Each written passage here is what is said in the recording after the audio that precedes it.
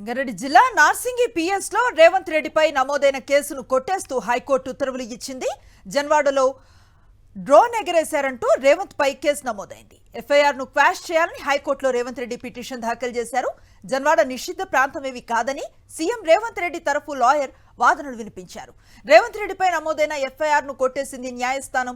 Hyderabad Saifabad PS లో కేటీఆర్ పై నమోదైన కేసును సైతం హైకోర్టు కొట్టేసింది. సీఎం రేవంత్ ను కించపరిచేలా మాట్లాడారని కేటీఆర్ పై కేసు నమోదైంది. బాధ్యత గల హోదా ఉన్న కేటీఆర్ ఇష్టారీతిన మాట్లాడారని హైకోర్టుకు వివరించారు పీపీ.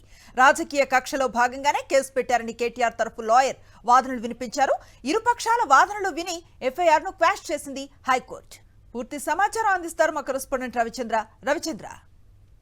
అనుశ్రీ అయితే రాజకీయ కక్షలతోటే కేసులు పెట్టారంటూ ఇటు కాంగ్రెస్ అటు బీఆర్ఎస్ రెండు వైపులా గతంలో ఏ విధంగా ఆరోపణలు చేస్తున్నారో అదేవిధంగా వాళ్ళ హైకోర్టు కూడా రెస్పాండ్ అయింది. హైకోర్టు కూడా వాళ్ళ రెండు కేసులు అటు రేవంత్ రెడ్డి పై నమోదైన కేసును కొట్టేసింది, ఇటు కేటీఆర్ పై నమోదైన కేసును కూడా కొట్టేసింది. అయితే రేవంత్ రెడ్డిపై అప్పట్లో జనవాడలోని డ్రోన్ ఎగిరేశారంటూ రేవంత్ రెడ్డిపై 2020 మార్చిలోనే కేసు నమోదు చేశారు. అంతేకాకుండా అప్పట్లో రేవంత్ రెడ్డిని అరెస్ట్ కూడా చేశారు.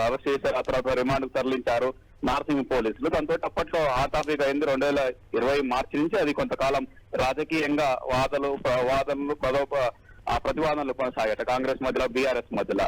ఆ తర్వాత ఈ మధ్య కాలంలో కేటీఆర్ పై కూడా కేసు నమోదు చేశారు. సైఫాబాద్ పిఎస్ లో నమోదైన కేసు నమోదు చేశారు. అయితే అనిల్ కుమార్ ఇచ్చినట్టుగా రాజ్యసభ సభ్యుడు అనిల్ కుమార్ ఇచ్చిన ఫిర్యాదు మేరకు సైఫాబాద్ పోలీస్ స్టేషన్ లో కేటీఆర్ పై కేసు నమోదైంది. రేవంత్ రెడ్డి పై అనుచిత వ్యాఖ్యలు చేసినందుకు, రేవంత్ రెడ్డిని కించపరిచే విధంగా మాట్లాడారంటూ అనిల్ కుమార్ ఇచ్చిన ఫిర్యాదు మేరకు సైఫాబాద్ పిఎస్ లో కేసు నమోదైంది కేటీఆర్ పై. ఈ రెండు కేసుల్ని కొట్టివేసింది హైకోర్టు. అటు రేవంత్ రెడ్డి పై ఇటు కేటీఆర్ పై కేసుల్ని కొట్టివేసింది అనుశ్రీ.